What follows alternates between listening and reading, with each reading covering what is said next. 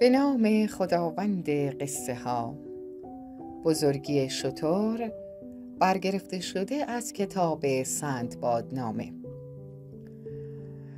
روزگاری در یک جنگل زیبا و سرسبز، روباه و گرگ کنار بقیه حیوانات زندگی می کردند. سالها گذشت تا اینکه خشکسالی شد و جنگل تراوت و شادابی و زیبایی خود را از دست داد. به همین خاطر حیوانات جنگل کم کم آنجا را ترک کردند. روباه و گرگ که با هم دوست بودند تصمیم گرفتند همسفر شوند و برای تأمین غذا و فرار از گرسنگی به مکانی خوش آب و هوا بروند. در راه با هم صحبت می کردند و به یاد ایام خوشی که در جنگل گذرانده بودند خاطرات آن روزها را برای هم تعریف می کردند.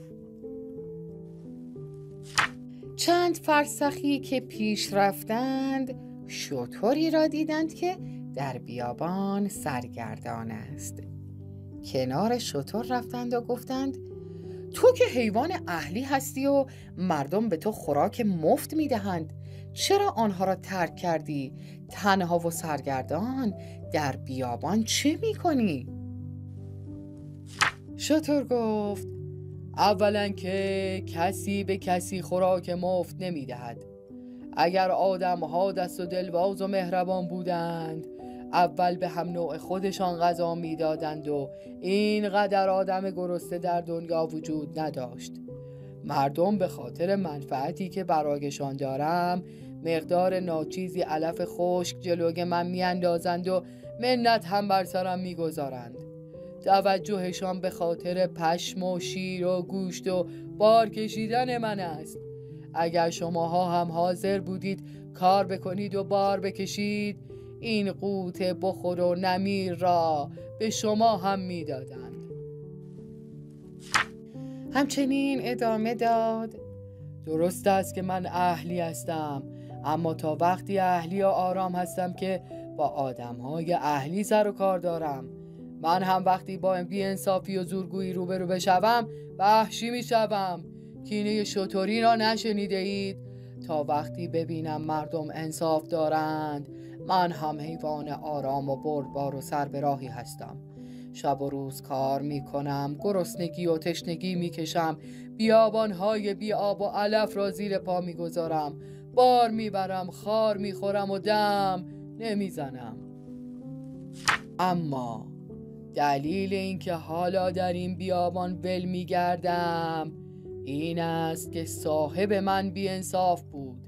بار زیادی بر پشتم میگذاشت و مرا مدام کتک میزد و لحظه استراحت به من نمیداد. من هم وحشی شدم و سر به بیابان گذاشتم. کار هم اندازه‌ای دارد. مگر هر کسی جستش بزرگتر باشد باید بیشتر کار بکند ها؟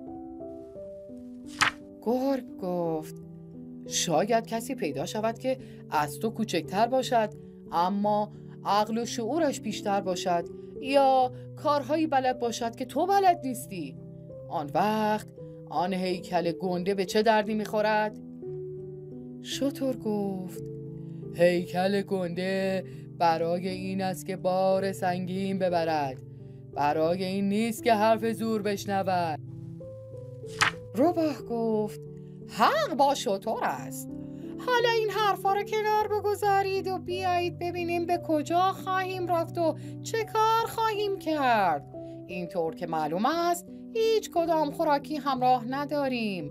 باید ببینیم در این بیابان بیاب و علف چه چیزی برای خوردن پیدا می کنیم.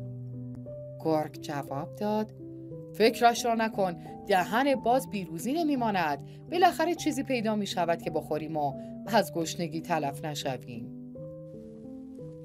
روباه گفت: برای اینکه تنها نباشیم بیایید در این سفر همه با هم دوست و رفیق باشیم تا به آبادی برسیم و دلی از عزا در بیاوریم.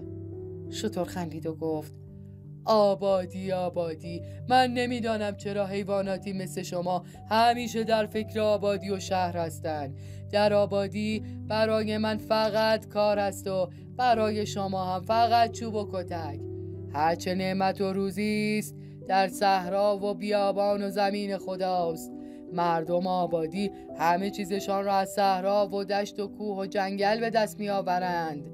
من یکی با آبادی کاری ندارم، اما خب حالا هم سفر هستیم و تا از هم بدی ندیده ایم با هم می رویم. پس از اینکه مسافت زیادی راه رفتند و از هر دری صحبت کردند، به چشمه‌ای در کنار تپه‌ای رسیدند و چون خیلی تشنه بودند رفتند که آب بخورند. همین که لب چشمه رسیدند، گرگ بر روی سنگ صافی که آنجا بود یک قرص نان خشک دید و از خوشحالی فریاد زد: بفرمایید بفرمایید، نگفتم دهان باز بیروزی نمیماند. این آب، این هم نان. روباه و شتر هم رفتند و دیدند که بله، یک قرص نان آنجاست. شتر گفت: خب اینجا یک نان هست و ما 3 نفریم. اگرچه کم است، ولی برای اینکه تا فردا کسی از گرسنگی تلف نشود بس است. گرگ گفت: این نان حق من است، چون که من از همه زودتر آن را دیدم. روباه گفت: نه این که نمی شود. اول بازی و دندان گرازی که درست نیست. این نان را باید 3 قسمت کنیم. اصلاً راستش را بخواهی این نان را باید من بخورم، چون که شتر می تواند در صحرا علف بخورد. گرگ هم که باید شکار کند و من از همه مستحق‌ترم. اما حالا که با هم رفیق شده ایم، پس باید 3 قسمت کنیم. گرگ جواب داد: این که گفتی شتر باید علف بخورد، خب راست گفتی، اما من فعلا شکاری نمی بینم مگر این که شتر را پاره کنم، که البته این کار را نمی خواهم بکنم. پس بهتر است قرعه بیاندازیم و به هر کسی افتاد نان را تنها بخورد تا لااقل 1 نفر سیر بشود. از قدیم هم گفتند 1 ده آباد به از 100 شهر خراب. در این موقع شتر اوقاتش تلخ شد و جواب داد: حواست باشد به من جسارت نکنی. تو خیلی کوچکتر از آن هستی که شتر شکار کنی و اگر خیال کج داشته باشی 1 لگد بر فرق سرت میزنم و با خاک یکسان میشوی. حالا که اینطور است، نان حق من است که از همه بزرگترم و احترام بزرگتر هم واجب است. در ضمن من با قرعه کشی مخالفم. گرگ از حرفهای شتر ترسیده بود، اما با این وجود گفت: بسیار خوب بزرگتری، ولی بزرگتری را از کجا میتوان شناخت؟ بزرگی به عقل است. شتر گفت: نه خیر، بزرگی به قد و بالاست. البته من اصراری ندارم که نان را بخورم، اما زیر بار حرف زور هم نمی روم. روباه گفت: حالا که وقت بحث و دعوا نیست دوستان، اصلا من از حق خودم میگذرم، ولی اگر بزرگی به عقل باشد به من میرسد، چون که من از همه باهوشترم.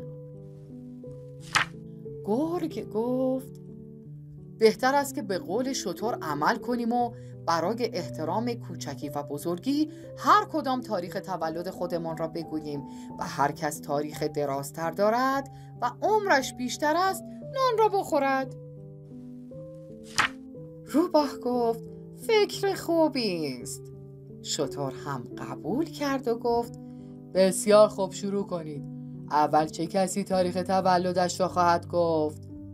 روباه که معروف به حیله‌گری است پیشنهاد کرد اول گرگ صحبت کند. روباه فکر کرد هرچه گرگ گفت خودش بالاتر از آن را میگوید و شتر را هم با چرب زبانی فریب میدهد و نان را تنها میخورد. شتر موافقت کرد که گرگ شروع کند. آن وقت گرگ شروع کرد و گفت به طوری که پدرم در پشت جلد کتاب دعای خودشان نوشته‌اند 7 روز پیش از آن که خداوند حضرت آدم را خلق کند من از مادرم متولد شدم. در این موقع شتر با شنیدن این حرف از تعجب دهانش باز ماند، اما روباه این مطلب را خیلی ساده گرفت و گفت بله درست است. یادم میآید همان شب که مادر گرگ او را به دنیا می آورد من آنجا بودم. آن موقع 10 سال از عمرم گذشته بود. وقتی شتر این حرف را شنید فهمید که بوی حیله و نیرنگ می آید و دوستانش اساس کار را بر روی دروغ و گزاف گذاشتند. این بود که شتر گردن دراز کرد و قرص نان را به دندان گرفت و مانند یک لقمه آن را بلعید و خورد و بعد گفت من از اول نمیخواستم نان بخورم چون که علفخوار هستم. گمان میکردم قرار است حرف راست بزنید و انصاف داشته باشید. میخواستم نان را اگر قسمت من هم شد به شما 2 نفر ببخشم، اما حالا که بنای کار را بر حیله‌گری گذاشتید و اینطور شد هر کسی هیکل مرا ببیند میداند که من هم دیشب از مادر متولد نشدم بلکه خیلی زودتر از شماها به دنیا آمدم و بیشتر از شماها دنیا دیدم. آنچه که عیان است چه حاجت به بیان است.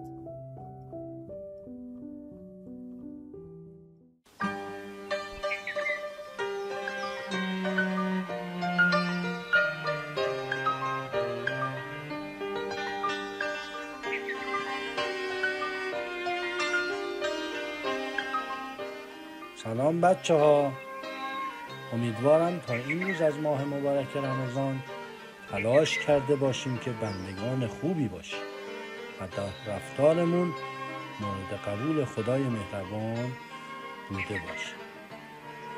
یادمون نره که خدا همنشین کسی هست که به یاد او باشه. براتون آرزوی سلامتی دارم و تا داستانی دیگر شما رو به خدای بزرگ میسپارم.